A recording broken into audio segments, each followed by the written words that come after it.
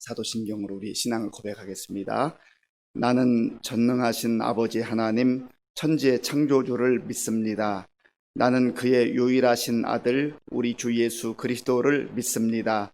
그는 성령으로 잉태되어 동정녀 마리아에게서 나시고 본디오 빌라도에게 고난을 받아 십자가에 못 박혀 죽으시고 장사된 지 사흘 만에 죽은 자 가운데서 다시 살아나셨으며 하늘에 오르시어 전능하신 아버지 하나님 우편에 앉아 계시다가 거기로부터 살아있는 자와 죽은 자를 심판하러 오십니다. 나는 성령을 믿으며 거룩한 공교회와 성도의 교제와 죄를 용서받는 것과 몸의 부활과 영생을 믿습니다. 아멘. 하나님께서 오늘 우리에게 주시는 말씀은 역대상 3장입니다. 구약 성경 612쪽 역대상 3장 말씀을 교독하겠습니다. 다윗이 헤브론에서 낳은 아들들은 이러하니 맏아들은 암논이라 이스라엘 여인 아히노암의 소생이요 둘째는 다니엘이라 갈멜 여인 아비가일의 소생이요 셋째는 압살롬이라 그술 왕 달메의 딸 마아가의 아들이요 넷째는 아도니아라 학기세 아들이요 다섯째는 스바데아라 아비달의 소생이요 여섯째는 이드르암이라 다윗의 아내 에글라의 소생이니 이 여섯은 헤브론에서 나았더라. 다윗이 거기서 7년 6개월 다스렸고 또 예루살렘에서 33년 다스렸으며 예루살렘에서 그가 낳은 아들들은 이러하니 시므아와 소밥과 나단과 솔로몬 네 사람은 다 암미엘의 딸 바수아의 소생이요 또 이팔과 엘리사마와 엘리벨렛과 노가와 네벡과 야비아와 엘리사마와 엘리아다와 엘리벨렛 9사람은 다 다윗의 아들이요 그들의 누이는 다말이며 이 이외에 또 소실의 아들이 있었더라. 솔로몬의 아들은 르호보암이요 그의 아들은 아비야요 그의 아들은 아사요 그의 아들은 여호사밧이요 그의 아들은 요람이요 그의 아들은 아하시아요 그의 아들은 요아스요 그의 아들은 아마샤요 그의 아들은 아사랴요 그의 아들은 요담이요 그의 아들은 아하스요 그의 아들은 히스기야요 그의 아들은 므낫세요 그의 아들은 아몬이요 그의 아들은 요시야이며 요시야의 아들들은 맏아들 요하난과 둘째 여호야김과 셋째 시드기야와 넷째 살룸이요 여호야김의 아들들은 그의 아들 여고냐 그의 아들 시드기야요 사로잡혀간 여고냐의 아들들은 그의 아들 스알디엘과 말기람과 부다야와 세나살과 여가мя와 호사마와 느다바요 부다야의 아들들은 스룹바벨과 시므이요 스룹바벨의 아들은 무술람과 하나냐와 그의 배제 슬로밋과 또 하수바와 오헬과 베레가와 하사대와 유삽 헤셋 5사람이요 하나냐의 아들은 블라데와 여사야요 또 르바야의 아들 아르난의 아들들 오바댜의 아들들 스가냐의 아들들이니 스가냐의 아들은 스마야요 스마야의 아들들은 핫두스와 이갈과 바리야와 느아랴와 사밧 6사람이요 느아랴의 아들은 에료에네와 히스기야와 아리스감 3사람이요 에료에네의 아들들은 호다위야와 엘리아십과 블라야와 악굽과 요하난과 들라야와 아나니 7사람이더라. 아멘.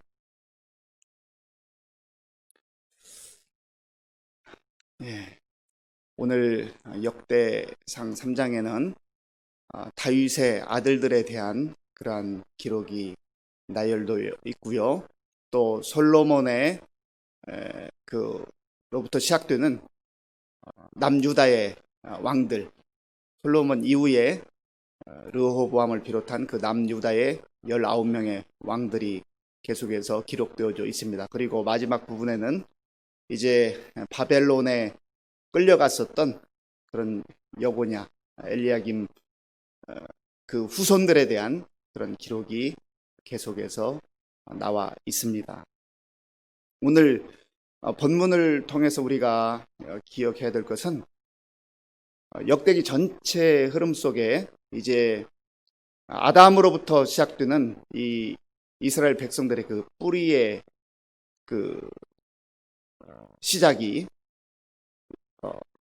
노아 그리고 아브라함, 그 계속 하나님의 언약을 거치면서 이제 다윗을 정점으로 나아가고 있다 하는 것입니다. 그래서 이미 몇 차례 말씀드린 대로 이 역대기의 중요한 그 초점은 하나님께서 다윗을 통하여서 이루고자 하는 그 언약, 다윗에게 주신 언약이 굉장히 중요하다고 하는 것입니다. 그리고 결국은 이 다윗의 그 언약을 통하여서 이제 메시아 예수 그리스도의 그 계보로 계속해서 이어진다라고 하는 것을 보여주고요. 그리고 이 다윗 왕국은 완성된 완전한 하나님의 나라는 아니지만 그러나 하나님의 나라를 상징하는 의미하는 그런 왕국이라고도 그렇게 볼 수가 있습니다.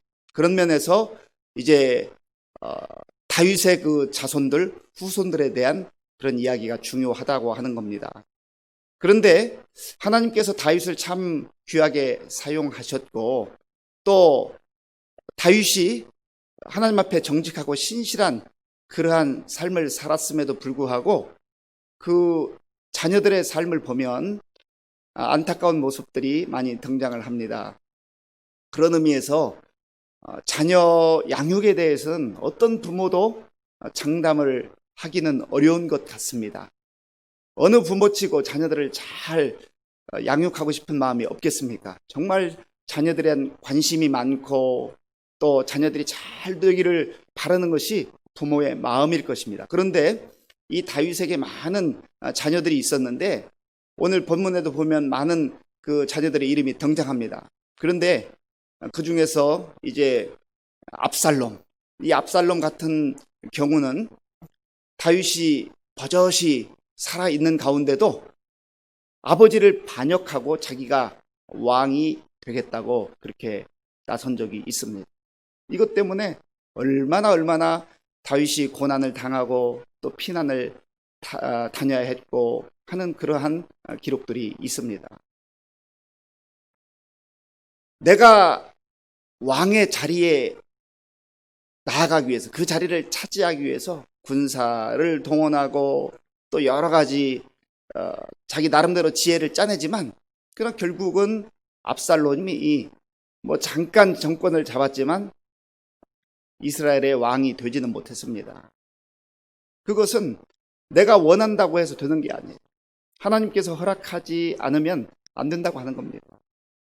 자기 자신의 지혜를 짜내어서 자기가 그 자리를 차지하고 싶어 한다 해도 그게 하나님의 뜻 가운데 있느냐 하는 것이 더 중요하다고 하는 것입니다. 또 다른 아들 아도니아도 그랬죠. 아도니아도 보면은 자기가 왕이 되겠다고 하는 것이죠. 뭐 왕자이기 때문에 어떤 왕위를 내가 계승해야 되겠다. 그런 왕자로서의 정체성을 가지고 하는지는 모르겠지만 그러나 그것이 자기의 야망에서 나온 것인지 자기의 생각에서 나온 것인지 아니면 정말로 하나님의 계획 가운데 하나님의 뜻 가운데 있는 것인지를 잘 분간하지 못하면 자기 생각이 앞설 수밖에 없다고 하는 겁니다. 그래서 왕이 되고자 시도했지만 결국 아도니아도 그 왕의 자리를 차지하지는 못했습니다. 잠언 19장에 보면 이런 말씀이 있습니다. 잠언 19장 21절에 사람의 마음에는 많은 계획이 있어도 오직 여호와의 뜻만이 완전히 서리라. 하나님께서 이스라엘 백성들을 통하여서 역사를 이끌어 가신 걸 보면은 정말 인간적 모습으로 보면 대단했던 그런 인물들이 있지만 그러나 하나님의 구속 사역에 그들이 다 쓰임 받았다는 것은 아니라고 하는 겁니다. 내가 나선다고 되는 것이 아니에요. 그런 면에서 겸손한 마음으로 늘 하나님 앞에 엎드리며 하나님의 뜻이 무엇인가라고 하는 것을 우리가 귀담아 듣고 하나님의 뜻 가운데 거해야 한다고 하는 겁니다. 이런 역사를 통해서 우리가 배워야 할 것은 정말 이 시대를 우리가 살아가면서 내가 스스로 생각할 때 이것도 할 수 있고 저것도 할 수 있고 능력이 많다고 생각할 수 있지만 정말 이것이 하나님이 원하시는 일인가, 하나님의 뜻인가 라고 하는 것을 먼저 살피는 것이 더 중요하다고 하는 겁니다. 역사를 우리가 공부하는 이유가 무엇입니까? 정말로 역사를 통하여서 보여주는 그 교훈들을 우리가 분명하게 배우고 깨닫고 실수를 반복하지 않고 정말 훌륭하고 좋은 점들을 우리가 또 계승하는 거 아니겠습니까? 그런 면에서 다윗의 삶, 또 그의 자녀들 압살롬이나 아도니아의 이런 삶을 통하여서 하나님의 뜻 가운데 우리가 늘 겸손하게 거하는 것, 그리고 내 뜻이 아니라 하나님의 뜻을 이루기 위해 사는 것, 그것이 바로 하나님께 영광일 뿐만 아니라 우리 개인적 삶에도 참 복된 삶이 된다고 하는 것입니다. 5절에 보면 한 아들의 이름이 등장하는데요. 거기에 보면 나단이라고 하는 이름이 나옵니다. 5절을 우리 한번 같이 읽어보겠습니다. 예루살렘에서 그가 낳은 아들들은 이러하니 시므아와 소밥과 나단과 솔로몬 네 사람은 다 암미엘의 딸 바수아의 소생이요. 아멘. 이제 다윗이 예루살렘에서 낳은 아들들에 대해서 언급하고 있는데 이 중에 나단이라고 하는 이름이 기록되어 있습니다. 우리에게 사실은 나단 선지자라고 하는 그 이름이 익숙하지 않습니까?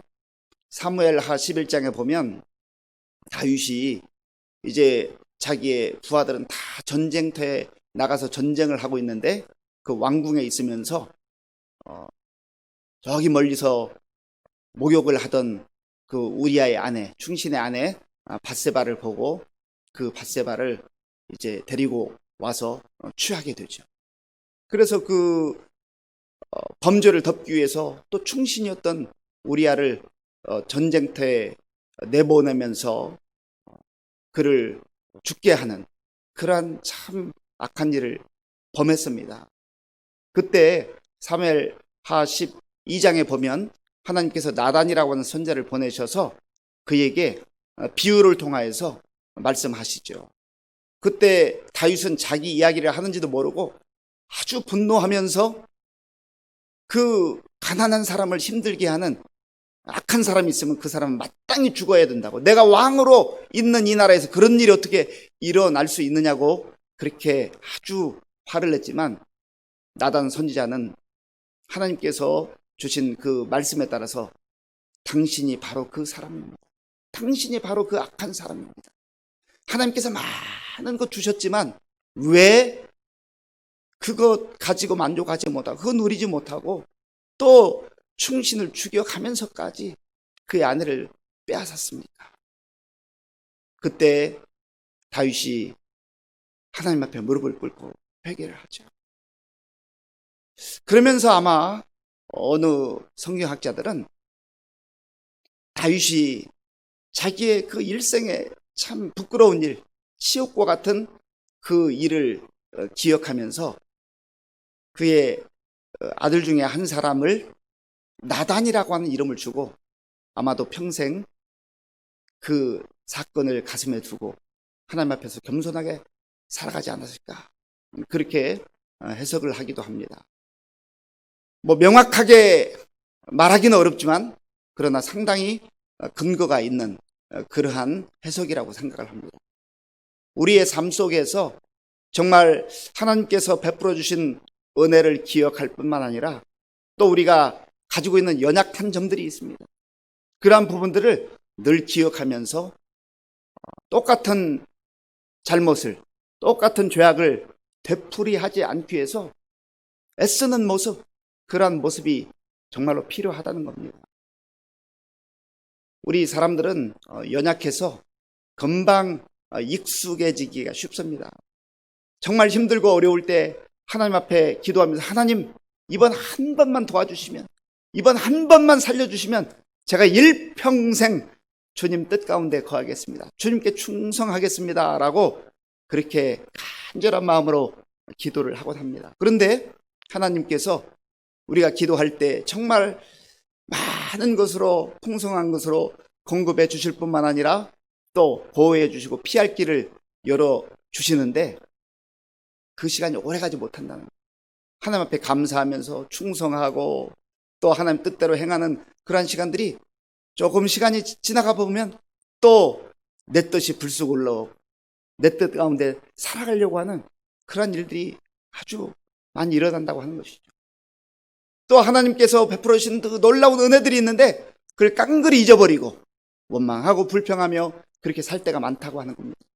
그런 의미에서 정말 다윗이 어쩌면 이 나단이라고 하는 그 이름을 아들에게 주면서 내 평생에 이러한 일을 반복하지 않고 하나님께서 나단 선지자를 통하여서 말씀하신 그 말씀 기억하며 하나님 앞에서 거룩하게 성결하게 살아야 되겠다.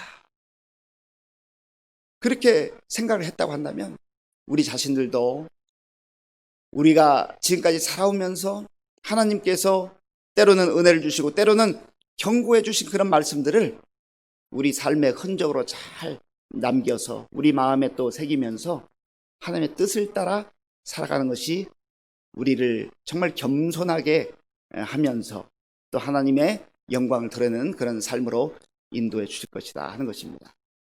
그리고 10절 이후에 보면 이제 솔로몬으로부터 시작되는 그 왕들의 이름이 쭉 나열되어 있습니다. 남쪽 유다 솔로몬 이후에 이제 북이스라엘과 남유다로 이렇게 갈라지게 되는데 여기에는 북쪽 이스라엘의 그 왕들의 이름은 전혀 기록되지 않습니다. 다윗 왕조, 다윗의 언약을 통하여서 계속 이어지는 그 다윗 왕조의 그 왕들의 이름이 기록되고 있는 것이죠. 이 솔로몬까지 하면 20명이지만 이 왕들의 그 삶을 우리가 이미 열왕기 상하를 통해서 다 살펴봤습니다. 그런데 이들 가운데는 하나님의 뜻 가운데 정직하고 선하게 그렇게 살았던 왕들도 있지만 또 하나님 보시기에 정말 악하게 우상 앞에 가서 절하고 그렇게 하나님을 등지고 떠났던 왕들도 있습니다. 이 세상의 왕들은 사실 완전한 왕들이 아니죠.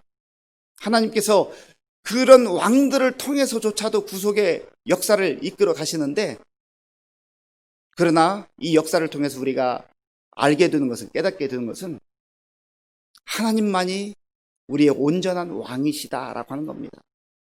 열왕기 상하, 역대기 상하 그리고 또한 이미 살펴보았던 사사기 그러한 시대에 정말 하나님을 왕으로 인정하는 그 개인적 삶 그리고 공동체는 늘 하나님의 풍성한 은혜 가운데 있었습니다.